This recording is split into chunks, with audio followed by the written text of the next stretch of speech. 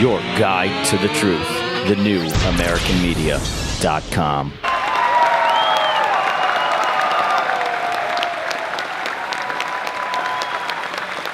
How's it going, y'all?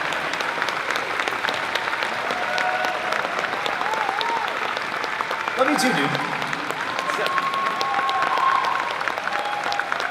Well, I got to admit, I don't know why any of you are here. It's a really nice day outside.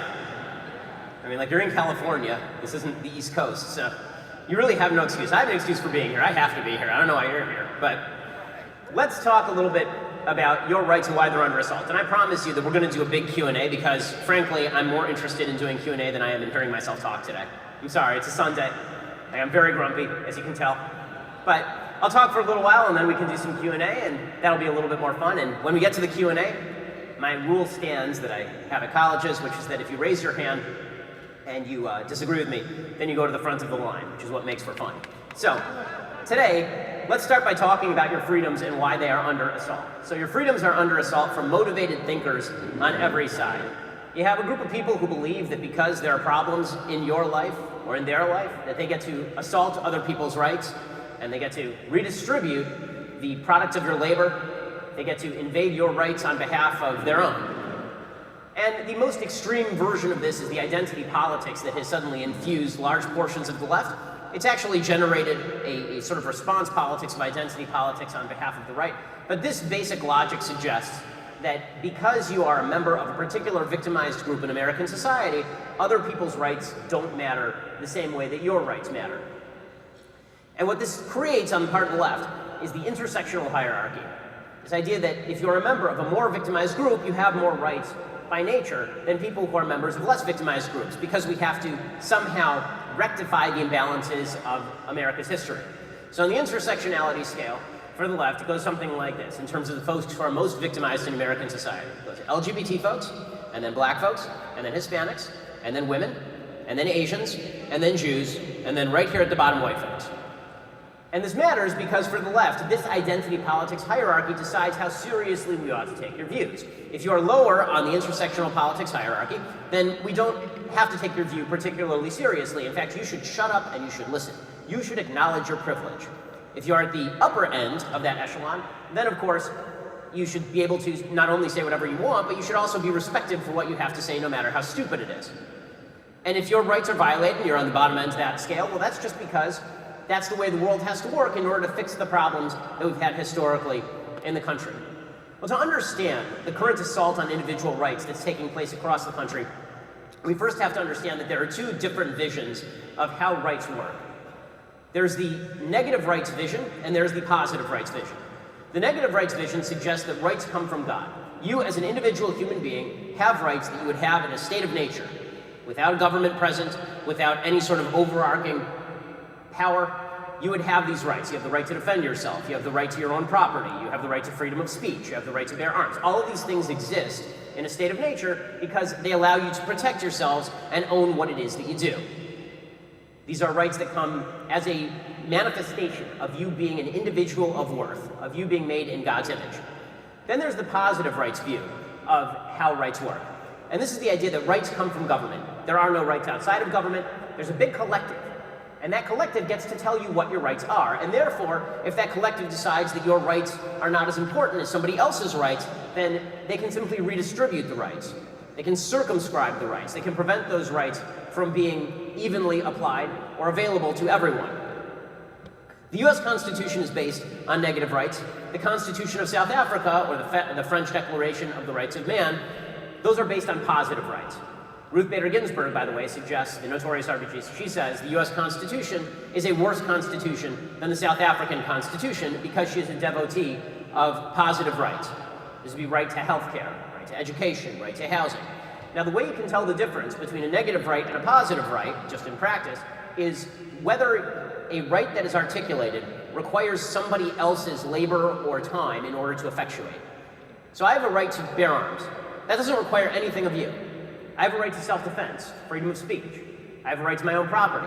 These require nothing of you other than you don't get to invade that right. A right to housing, by contrast, suggests that I have to provide you housing.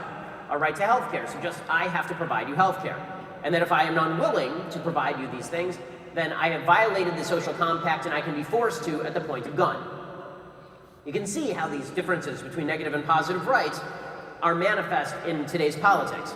And it's no surprise that the Constitution has come under attack from these positive rights advocates, largely springing from the left. Now, how do these positive rights intersect with the identity politics I was talking about earlier? Well, the left has basically suggested that positive rights are not to be equally applied. It's not that everybody has a right to housing or everybody has a right to health care. It's that everybody has a right to housing and everybody has a right to health care. And if we have to restrict somebody else's rights in order to guarantee that universal positive right, then we will pick the groups that have historically benefited from the American system, and we will penalize those groups. So identity politics is really a redistributionist way of thinking about how rights are supposed to be manifest in American politics. Here's how all of this plays out in terms of your rights. The Bill of Rights is filled with rights. These are all negative rights. All of the rights in the Bill of Rights, with possible exception of right to counsel, maybe. All of these are negative rights. They are rights that you have in a state of nature and that are not guaranteed to you by the government, except by the government guaranteeing nobody else can invade those rights. And all of those rights are currently under assault from the left that wishes to rewrite that social compact. Freedom of religion, under the First Amendment, obviously is being assaulted right now by folks who believe that rights are variable. And freedom of religion suggests that I get to practice my religion as I see fit, so long as I'm not harming you. But what the left does is they say, well, your definition of harm isn't broad enough. So if you run a business and you don't wish to bake a cake for a same-sex wedding, you are somehow invading my rights. Well, I'm not. In any sort of negative rights world, I'm obviously not invading your rights because I have no obligation to bake you a cake. It's my cake, it's my shop. I don't have a right to, you don't have a right to my cake. You don't have a right to my labor, you don't have a right to my time. But the left has decided that freedom of religion must be quashed, but specifically religions that have had historical dominance in the United States, which is one of the reasons that you see all of this focus on the part of social activists on the left, focusing in on religious Christians and almost none focusing on religious Muslims, for example. If you go to a religious Muslim bakery, they also will probably tell you that they're not interested in baking a cake for your same-sex wedding. But you haven't seen any talk about that, specifically because Muslims in the United States rank higher on the intersectional scale than Christians do. Well, the same thing holds true when it comes to rights like freedom of speech and of the press. The right to freedom of speech only applies under certain circumstances according to the left, because some speech is harmful, some speech is violence. Hate speech must be banned. Now, nothing in the Constitution says any of this. Speech is speech, violence is violence. There is no such category under the Constitution, or really in thought, as hate speech. We all know that there's such a thing as hateful speech, but that's not the same thing as saying that you, a subjective human being, get to ban other people or use violence to stop other people from talking. Yet you see that the left has engaged in a sort of mob politics where they grin and laugh when people's rights are shut down.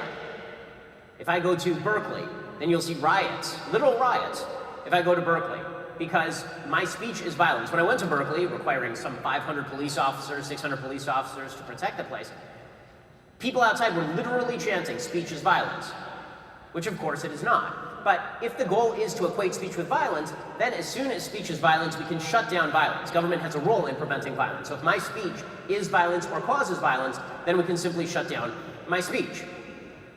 This is ugly stuff. And you see, unfortunately, this mindset becoming quite prominent across the country. I'm not just talking about governmental attempts to shut down speech at this point. I'm talking about an attitude of free speech that actually allows us to have a fulsome conversation about the issues. You saw this manifest when it came to the Me Too movement. This idea that men had nothing to say about Me Too. Sit down and shut up, you're men, you don't know anything. Or abortion, sit down and shut up, you're men, you don't know anything. Well, we can't have a conversation if you're simply going to assume that I can't understand you because of dint of birth. I was born a man, not my fault.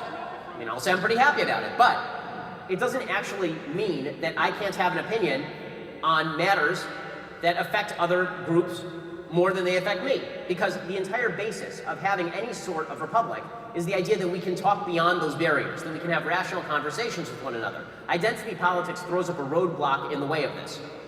Identity politics prevents you from having these important conversations. The left is assaulting the right to bear arms, obviously. Now, the right to bear arms was specifically created and meant to protect you from tyranny.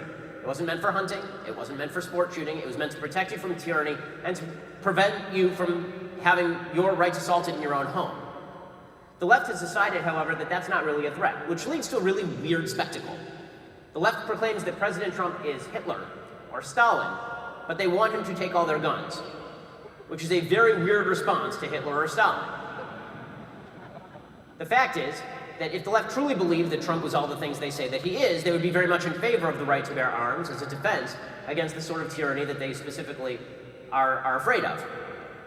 But the real truth is that the attempt to take away the right to bear arms is based on the idea that your individual rights can be quashed in the name of the collective, that there is a broader collective that has an interest in you not having a gun, and therefore your gun should be taken away, no matter how law-abiding you are.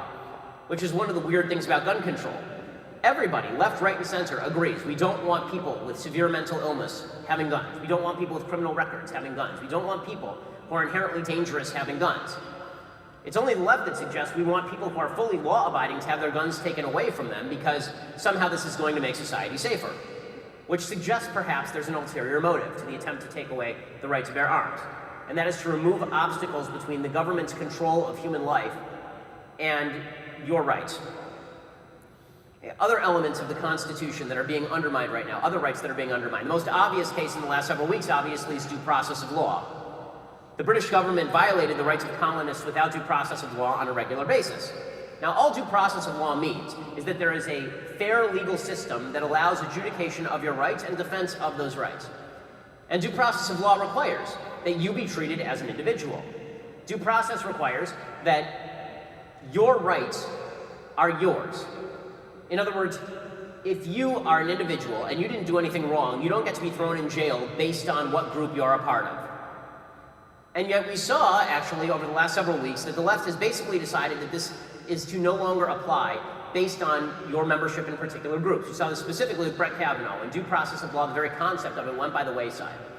The most obvious example that I saw in terms of public discourse was this grand attempt by the nation's op-ed papers to print piece after piece from women who'd been sexually assaulted, claiming that their sexual assault meant that Brett Kavanaugh was guilty.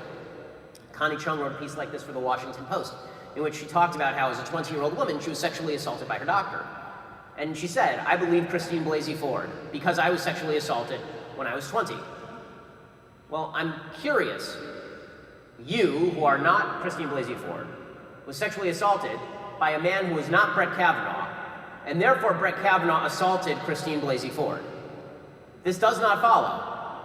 If we are going to start condemning people, or removing due process of law, or burden of proof, or presumption of innocence simply on the basis of your identity, your genetic identity, it's very weird to see the same left that recognized that this was a bad thing when it came to race in the 1960s suddenly suggest that it is okay when it comes to sex in the 2010s.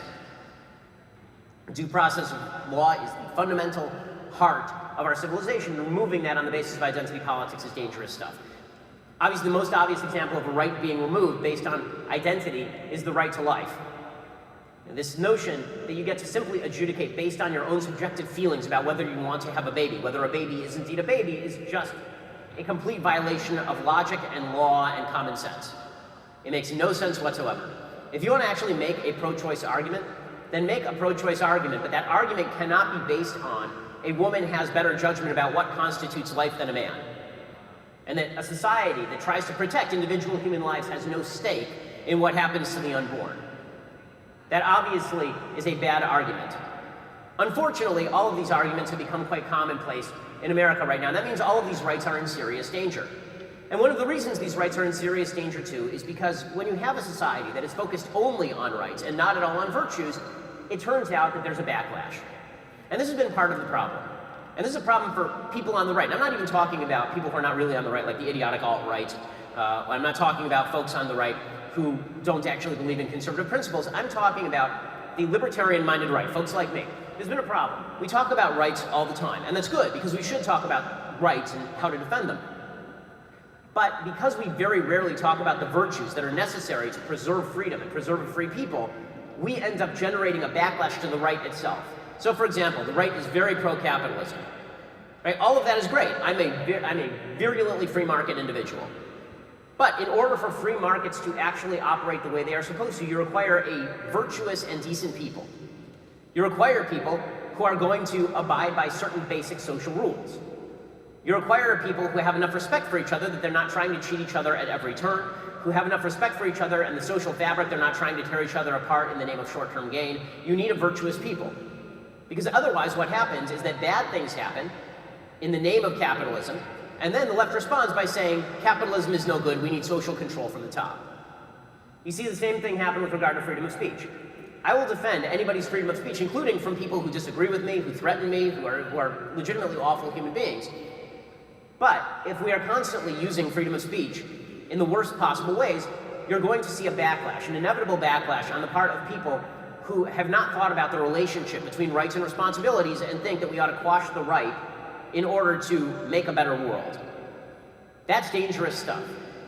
And so it's incumbent on all of us to become more virtuous in how we speak. And that's me too, right? I've failed at this. We all fail at this. But the question is, which direction are we moving? Can we make ourselves more virtuous? Can we have conversations with other people without assuming the worst motives and the worst intent? When it comes to the right to bear arms, are we going to be responsible about how we treat our weaponry? Are we going to be responsible in getting trade? Are we going to make sure that the guns are locked up? If you actually want to have good conversations while maintaining rights, then what you need is a people who are committed to a certain baseline of morality. Due process of law means thinking beyond our confirmation bias, requiring due process of law whether we like the person who is being attacked or whether we don't like the person who's being attacked. We actually have to think through each individual case. If we make ourselves better, then we deserve our rights. We have those rights whether we deserve them or not. And the solution to misuse of rights is not to quash the right. But if we actually wish to be a free people who preserve our own rights, then we have to be a more virtuous people. And that's the other half of the equation. Every right has corresponding duties. Not duties on somebody else's behalf. That's positive rights. Duties on your own behalf. You have a right to free speech. That means you have the obligation to think well and speak well. You have the right to property. That means that you ought to treat people responsibly and make moral decisions with that property. That doesn't mean we can take away your right, but if you want a functioning society, you need rights on the one hand and virtues on the other. And if they go hand in hand, then you have a functioning, beautiful country. That's, I think, what we all ought to be aiming for, right, left, and center. Okay, happy to take your questions.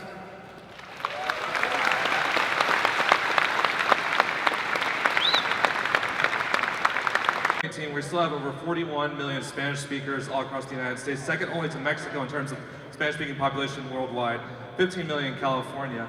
And yet we still don't have any kind of conservative media in Spanish on any kind of mainstream or even alternative media basis. There's only very, disparate, YouTube channels or Facebook pages or what have you. And I was wondering two things. One is, why is this still the case? Second, I was wondering if you and Daily Wire would be interested in being able to make a shift in the culture and a shift in our country and being pioneers in this venture. And I was wondering if I could partner with you. I grew up as a Christian missionary in Kent, Leon, Peru, in South America, so I'm a U.S. citizen. I grew up overseas, dual citizen, U.S. and Peru. I'm fully bilingual in English and Spanish, also in French as well, because I was a missionary in French. Yeah, the answer to your question is absolutely send us a resume. Conservatism is not limited to one language. And when I spoke at the California Republican Party, I gave the keynote address to the California convention. It was probably 5 years ago. I actually suggested that everybody in the room ought to try learning Spanish. I'm working on it right now. I've been working on it for years. I keep failing. But that doesn't mean that we shouldn't be reaching out in other languages. So yeah, send us a resume, absolutely. It's bshapiro@dailywire.com. Okay, can I drop this off on the stage? Well, yeah, that's fine. Just drop it at the front. That's fine. Cool. Yeah, that's fine. Thank you. All right, hi Ben. So I definitely lean to the left, but I really appreciate what you do for free speech. Well, thank you for coming. I appreciate it when folks on the left talk. I listen to your show almost daily. Thank you. So anyway, so my question is, since the 1970s, we've seen polarization steadily increase. Obviously, right now with Maxine Waters and Horseface, it's pretty difficult to come to a more moderate politics. But if it's possible to come to a more moderate politics in the next few decades, how would you see that happen? I mean, I think that the way that this is going to happen is people are going to get so ticked with each other that eventually they're going to say the only way we get to live together in a society is to leave each other alone. This is why I have a lot of hope for sort of the future of the libertarian movement. Not the party, because the party's a joke, but the movement itself. I'm sorry, to those of you who are members of the Libertarian Party, you had a naked guy prancing around with an iron cross at your convention. You got nothing. But with that said, I think what the left can learn from President Trump is that they don't want President Trump running their life, and I think what the right has learned anew from Barack Obama is they didn't want Barack Obama running their life, which means devolution of authority to the lowest possible level That's the only way we're going to be able to handle living in the same country with one another. Because if it's just a battle over who gets to control whose life, then we have a real problem on our hands. And so I think that you're seeing people come together around that, although I think that's easier said than done in the social sphere than the economic sphere, because the left particularly is fascinated with the idea of being able to manipulate economics from the top for a different distribution of wealth. And that, I think, is a terrible idea. I think, again, the only way you're going to have a functioning society is if we leave each other alone, basically. Thanks. Hi, Mr. Shapiro. As a thing you like, you recommended that people read economics in one lesson. Yeah, by Henry Hazlitt, yeah. Right, that basically says that because of the broken window fallacy, government spending isn't great for the economy. So my question for you is war good for the economy? And if so, is it good because of government defense spending? And how does that impact your thoughts on whether World War II ended the Great Depression? So war is not good for the economy. War is very bad for the economy. It's a misallocation of resources toward breaking things and bombing people that could be used in other ways, obviously. As far as whether World War II ended the Great Depression, only in terms of unemployment, meaning that it was really the return from, if you take 200,000 people out, well, 200,000, if you take millions of people out of the workforce immediately and start paying them money from future spending, then there will be an immediate boost in the employment rate. I mean, a bunch of people who are unemployed now have jobs. That doesn't necessarily mean that the economy is getting a lot stronger. In the aftermath of World War II, with the rest of the world fundamentally destroyed, that gave us an enormous market for us to export to, basically. There were an enormous number of countries who needed to buy our stuff and who required our stuff.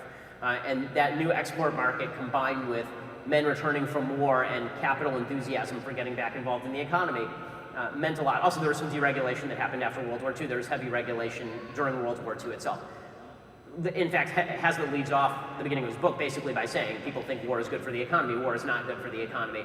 It creates a short-term boost in spending, which looks like it's good for the economy, but it doesn't lead to any underlying significant growth in economic prosperity or in the creation of new products and services that make our lives better. Because people tend to equate unemployment rate with good economy. That's not true. The USSR had a 100% employment rate and a crappy economy. Cuba has a 100% employment rate and a crappy economy. What makes economies good is the number of goods and services that are life-changing, powerful, and widely available that make our lives better. That's why your life is better now than it was in the 1970s.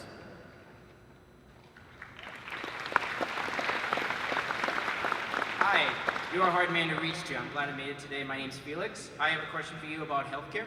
All right. I agree with you on this issue. We spend more on per capita than any other country in the world and have some of the worst results. According to the World Health Organization, we were 37th in 2000, 49th in 2009, and 50th in 2010. We also lead in mortality amenable to healthcare with over 45,000 people that will die every year because of it. The top 17 countries, and I have the list right here, that have the best healthcare in the world uses some form of universal healthcare, whether that be single payer or two-tiered system or a government mandated program. I am curious to know why you continue to deny that universal healthcare is an effective system. And before you answer the question, I personally would advocate for a two-tiered system, not single payer. Okay, so the answer is that it depends on what you're going for. Really, it does. So there's a couple reasons. Well, let me put it this way. Here's the framework that I use when I'm thinking about healthcare. Before that, just organizing my thoughts here. Before that, the first thing to mention is that all of the countries that are doing really well on healthcare also were doing well on healthcare before the implementation of a nationalized healthcare system. It's not the national healthcare system that changed Sweden into a healthy country or Norway into a healthy country. These were healthy countries before that happened. That's just the way it is. The United States is mainly unhealthy because we eat a bunch of shit here, right? I mean, that's it. That really is the reason. Our diet is really different than it is in, for example, Japan or in Norway, where people tend to exercise more and are healthier as an overall metric.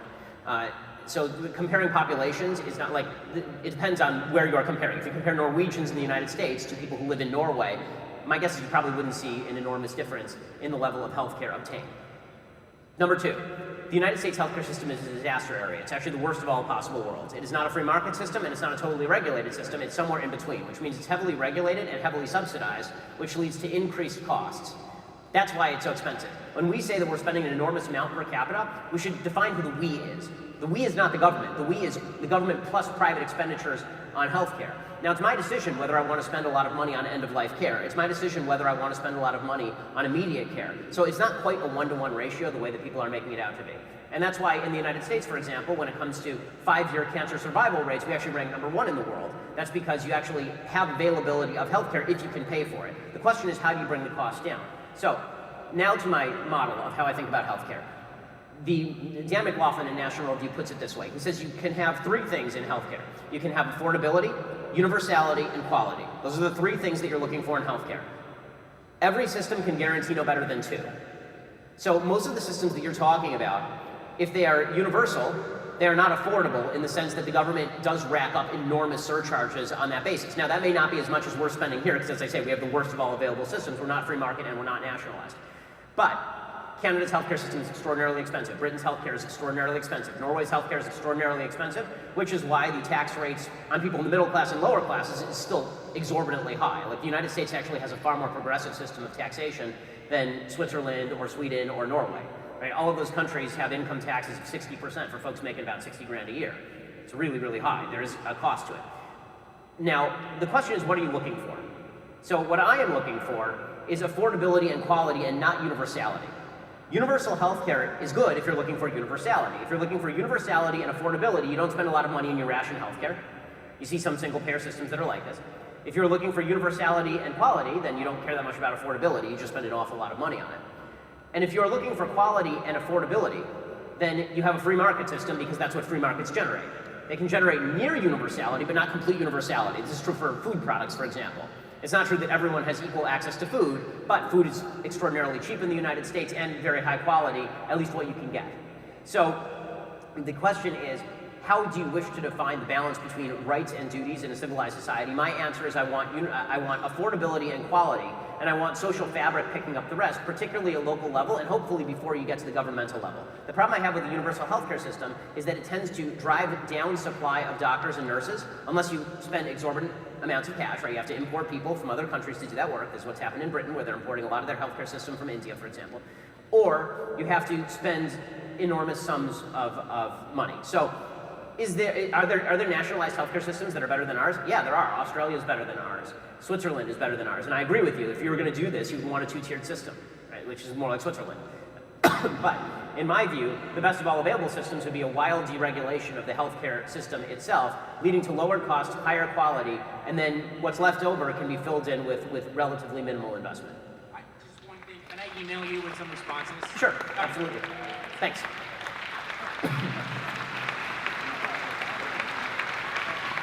Me too. Good afternoon, Ben. Yes. My question is on Marbury v. Madison and judicial review. Would this be your primary argument against Roe v. Wade, that it was passed and it isn't in the Constitution? And do you think, as a follow-up to this, do you think it would be a better stance for social conservatives to take a libertarian approach, to say that you're against abortion for the moral reasons, but that you would support it if it was passed through the states? No. So when it comes to Marbury versus Madison and the place of judicial review, I don't like judicial review as a basic element of the system. I think it's quite controversial whether Marbury versus Madison was correctly decided in the first place, because I don't think that the founders meant to create a super legislature of people who are the wisest and best among us to decide what the Constitution means. It's still kind of hotly contested in conservative legal circles whether judicial review is a thing. When it comes to abortion, the chief argument I have against Roe v. Wade on a constitutional level is that nowhere in the Constitution does it say there's a right to abortion, because there is no right to abortion in the actual Constitution of the United States. In fact, there's not anything even remotely approaching a right to abortion in the Constitution of the United States. However, when it comes to my moral stance on this, I'm not libertarian on abortion in the same way that I would not be libertarian on slavery.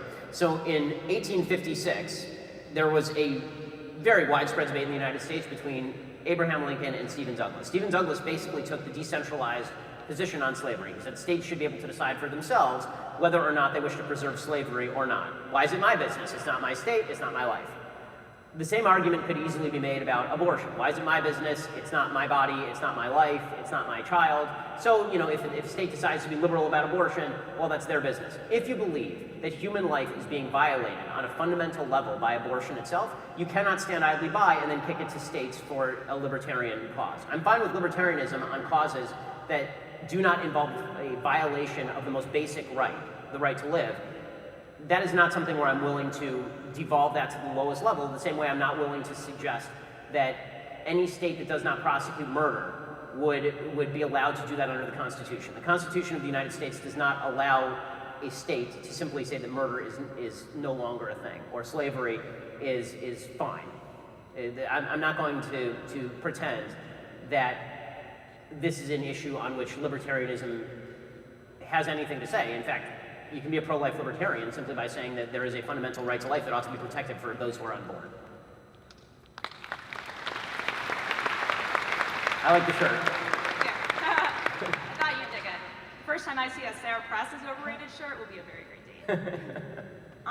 So, a lot of people, especially here, feel like you're just a fantastic debater, destroyer of liberals and their arguments. And that's not something I've actually seen a lot in practice. I've seen you out-debate college students. Ooh. So, I've seen you out-debate college students, but, they're college students. If you were debating 19-year-old you, I have no question that 19-year-old you would get absolutely destroyed. And I see you have kind of fireside chit-chats with, Sam Harris, Jordan Peterson. Oh. It's fine, And you're not really debating them in a substantial way either. They have differences of opinions, but I think you more focus on where you agree than where you disagree. So my question is, A, if this is correct, and there are some exceptions like the Politicon debate last year, why do you think this is? Are liberals afraid to debate you? Are you afraid to debate them? Are there a lot of examples of really great head-to-head debates that I'm just missing? Sure, yeah, if you go back there, I did a series of debates in Seattle with a group of folks, the local head of the NAACP, the writer for the Seattle Stranger on race. We did a debate with some gun experts on gun rights. I've literally spent my entire life, my political life, having conversations with folks on the left. In fact, those are the conversations that I enjoy the most. As far as why there are all these tapes of me destroying liberals at college campuses, it's because college students apparently have more courage than a lot of professional political pundits who don't actually want to get on a stage. I've invited an inordinate number of folks on the left onto the Sunday special, specifically because I actually prefer, as opposed to the debate format, the discussion format, because it allows you to get a little bit deeper. Right? Debate formats themselves are built for how do you destroy the other side, how do you undermine a point, right? And that's fun. I don't think it's necessarily the most productive conversation. And as you see, like when somebody gets up and they ask about nationalized healthcare, I'm happy to have a conversation back and forth in a substantive way about healthcare, looking at the different priorities and how they reflect. And in fact, if you actually go back and you watch all the speeches that I've made on college campuses, I would say that there are many more exchanges of me talking with somebody on the left in a respectful manner than there are tapes of me, quote unquote, destroying anybody. Those are the ones that people like to watch because they're more fun, but that doesn't mean that's what's actually happening on a daily basis. Yeah, that's fine. For one quick follow-up, I do agree with you on the point that a lot of liberal pundits are, for whatever reason, afraid to debate you. So my follow-up question was going to be, under what circumstances would you, although I'm not a famous liberal pundit, ever be open to having a substantial, long-form, civil conversation with me? I'm more than happy to have one if we can both carve out the time and I'm not losing money in doing it, right? This is the reality, is that I only have so much time in my life, and I've spent a lot of it talking with people. This is what my law school and college experience was about. Talking with folks on the left. I have friends on the left who I speak with on a regular basis. I don't want to name names for fear of ruining their careers, but those conversations largely do happen behind closed doors. But people have a fear of getting out in front of the camera, specifically because we do live in an environment where the rock'em sock'em robot stuff tends to get more attention than the substantive discussion stuff.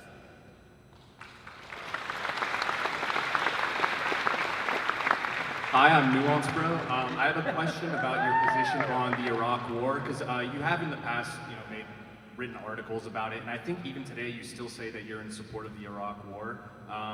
So my question is, well, in the article that you wrote in 2005, you wrote that it's important to spread democracy and that empire is a duty, not a choice.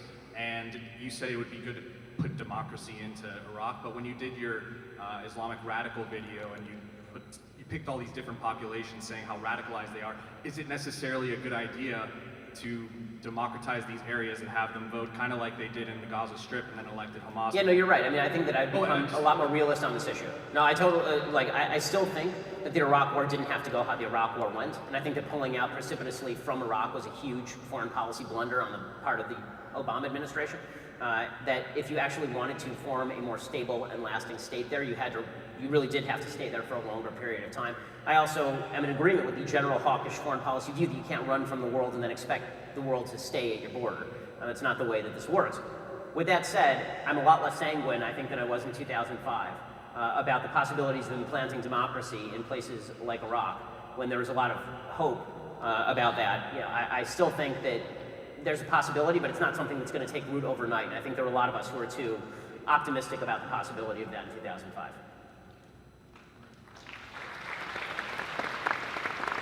Hi, Ben. I am a fan, but I'm in the disagree category. Well, that's fine, okay.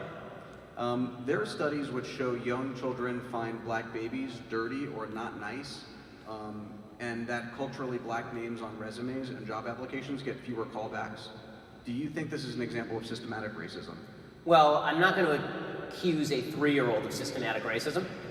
So let's start with that. I don't think that babies necessarily have the capacity to build an entire hierarchy of race. Like, I have a 4.5-year-old and a 2.5-year-old, and they can barely clean themselves. And the 2.5-year-old can't clean himself. So if he's a racist, I have yet to see it manifest, and he's not like burning a tiny cross in the front yard or anything. As far as the studies that show the culturally black names being hired at a lesser rate, there's actually a fascinating study that was done about last names. So the question when it came to the first name study was, are people being ruled out because of race, or are they being ruled out because of perception of culture?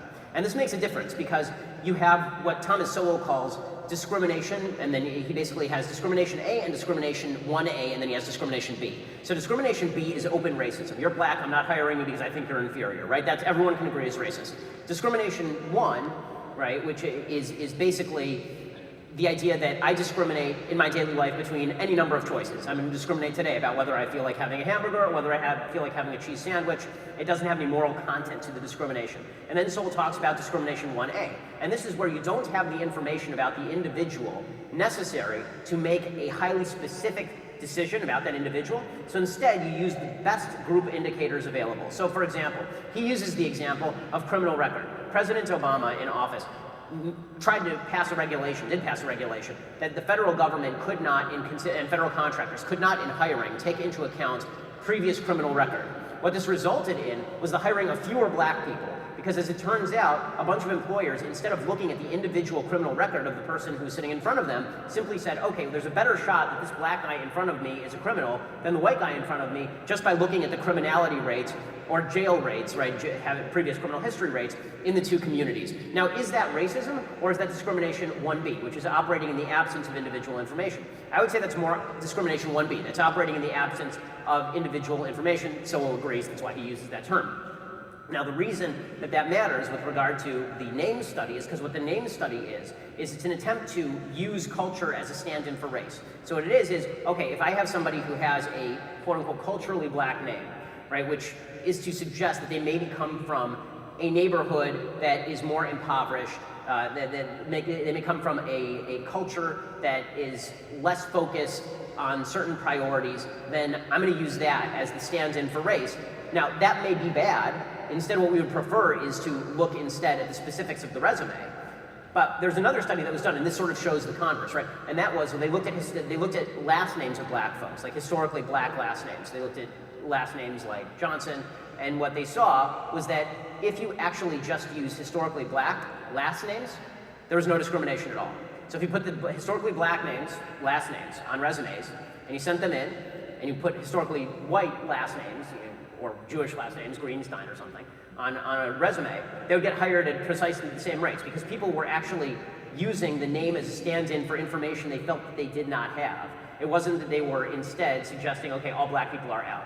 So that's kind of fascinating. This is not to suggest that there's no racism in American life. There certainly is, but we have to point to specific instances of racism and be very exact about where we're accusing people of racism and where we're simply accusing people of using the best information possible. And if the only information that's possible that they are using is group information, we have to make a better effort as a society to ensure that people can get better individualized information so they can judge on the basis of individual identity as opposed to group identity. So it could be discrimination, but not racism. Right. Hi, Ben. My name is Neil. I'm a student at USC. And my question is, do you know what smart guns are? And if you do, would you be in favor of them as a way to reduce gun violence? So, I mean, as far as regulating people to use smart guns, like forcing people to use smart guns? No, definitely not. But just as an option? Yeah, I just have. So my understanding of smart guns is that they're not quite as reliable yet as they need to be in order for you to use them properly. Like, it's the middle of the night, somebody breaks into your house, your hands are sweaty, you grab the smart gun, it doesn't operate. And this has been, according to at least the gun experts that I've talked to, one of the problems with smart guns. If it did work, right, if it were reliable technology, it'd be the first thing that I would buy, seriously, because I have young kids in my house. And my guns are safe, they're in a gun safe, right? And my kids don't have the code, they don't have the combination or anything. And we keep our guns, obviously, like, they're in a gun safe, and we make sure that they are not properly loaded. So, you know, there's no possibility of anything happening. But would I much prefer to have quicker access to a gun that's more reliable? Sure, that'd be great. But I don't think the technology is quite there yet. Hello, I'm Sean. I'm a part of YAF at my UCR university, and I take a very libertarian stance on drugs, including hard drugs.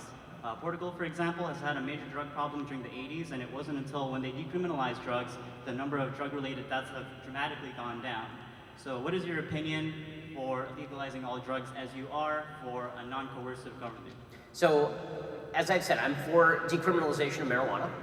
I am torn, I'll be honest with you, I'm torn on harder drugs like, for example, heroin, specifically because I am not convinced that the basic argument of libertarianism is that people are capable of making rational decisions about their own lives. One of the problems with addiction and drugs like heroin is that you become utterly incapable of making decisions about your own life. This is one of the problems with severe addiction to hard drugs.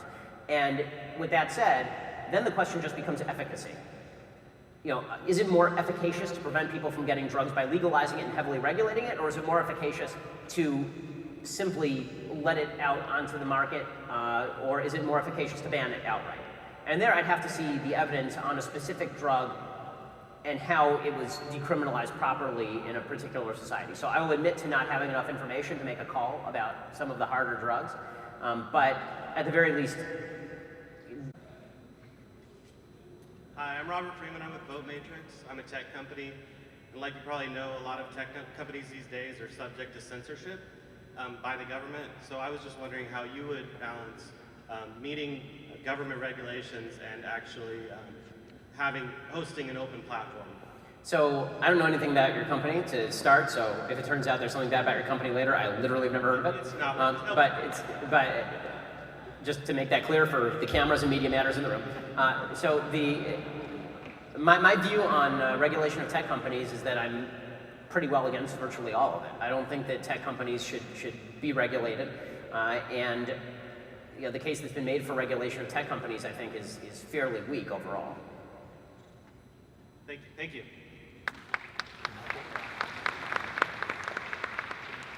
Hi, Ben. I just want to start off by saying that I'm a big fan of the show, and I listen every day, and you actually inspired me to start my own podcast. Oh, great. Well, that's great. Thank you. Thank you. One thing, though, that I'm a little bit concerned about is I would say that you don't have the best track record in terms, so you make the compelling case as to why we have our rights are under attack. You make the compelling case that the left is a threat for what is essentially evil in the United States. Not evil, but for destruction, the destruction of American values. You basically point that out. But then, like for example, in the 2016 election, you're an ever-Trumper, and if Trump was not elected, we would have somebody else to replace Antonin Scalia. We would have had somebody else to replace Justice Kennedy. In cases like the Alabama election, Roy Moore, we saw recently how important it is to have a Senate majority, and most recently in Brett Kavanaugh. You said that if he was guilty of alleged sexual assault at the age of 17 at a drunken high school at a party, that you would say that he is ineligible to be on the Supreme Court. Now, if you truly believe, and like for example in 2008, Heller versus DC, where we were one vote away from misinterpreting the Second Amendment, why would you suggest that we have to forego these clear victories? I think it's a moral mystery of how endangered we are as Americans to lose our rights and to lose this great rhetorical battle between right and left. Yeah, so as I said during the 2016 election, if you believe that 2016 is the last election, then you have to vote for Trump. Right? If you believe that we're really on the precipice of tyranny and like full tyranny, and that we're never going to have there'll never be any recovery for the country, we're literally at the cliff's point, you have no choice but to vote for the lesser of the two available evils. One of the, what I also said is that, as far as President Trump, number one, I appreciate all the good things that he's done, right? I cheered Gorsuch, I put on a MAGA hat when he picked Gorsuch, right? I've cheered Kavanaugh to a certain extent, although I still would like to see his record on the bench.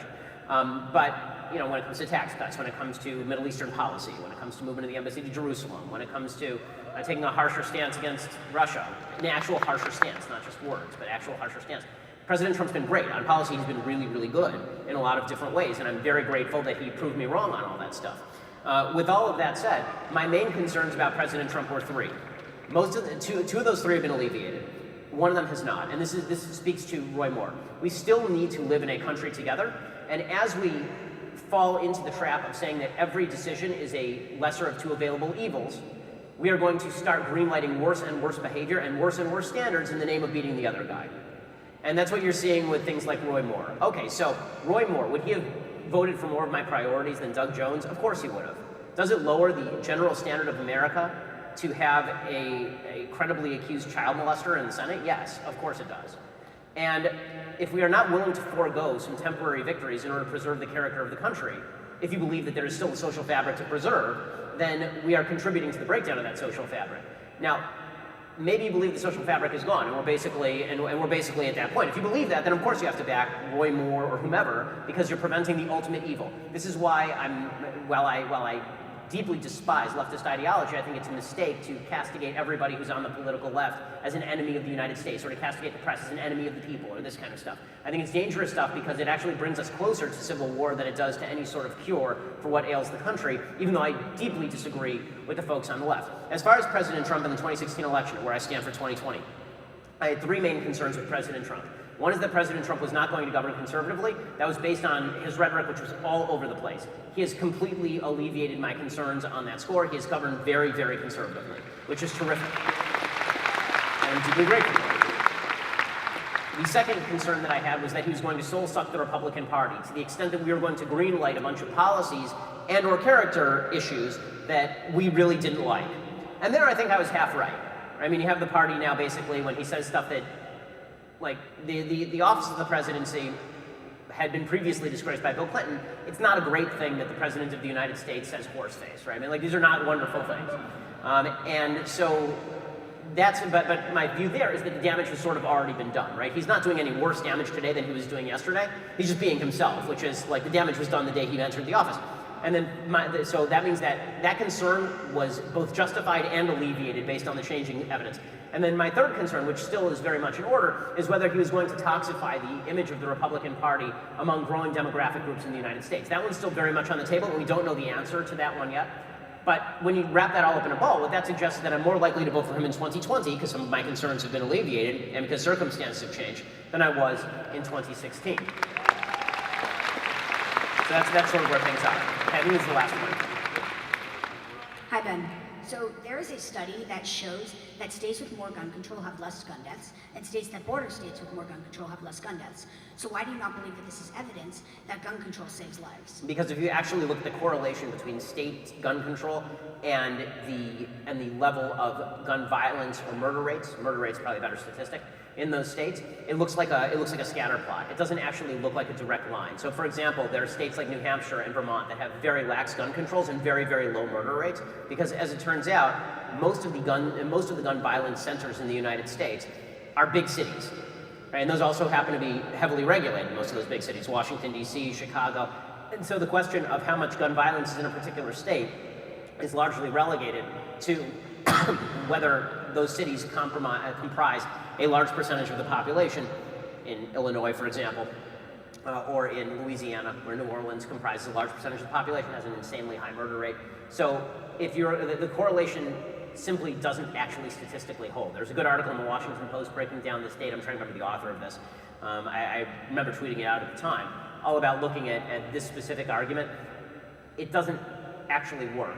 So I do not think that gun control is the most effective means of preventing gun violence. I think that the most effective means of preventing gun violence is the same means as preventing all violence, which is establishing better family structure, alleviating poverty, a growth in economic potential.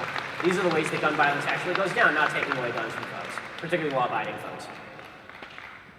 I love you, Ben. Okay, this is the last question. All right. Last Sorry, question. one more. Okay, in response to your statement about where in the Where in the Constitution, yes. Is there the abortion, right to abortion? I want to ask you the same thing about the Heller decision.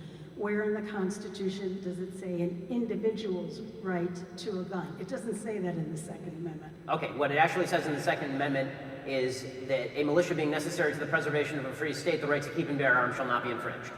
Right, that's the actual language of the Second Amendment. To understand what we mean by the militia, you have to understand that the militia was a member or a bunch of individuals who would be summoned by the government to serve in that militia. Individual ownership of arms was extraordinarily prevalent in colonial America. Virtually in many societies, in many states in colonial America, the basic assumption is that if you were between the ages of 16 and 50, you were going to own a gun in your home, which is why they could rely on the militia to actually assemble at any given point and go fight. So there was an individual right to bear arms. It is not a modifying or restricting clause. It is an explanatory clause, not the same thing. The clause that matters there is the individual, is the right to keep and bear arms shall not be infringed. The first clause does not say if you're not a member of a militia, you don't need a gun. It's an explanatory clause for why guns are most necessary, the formation of militias to preserve and defend freedom abroad and at home. Thank you so much. Ladies and gentlemen, a big round of applause for Ben Shapiro. Thank you.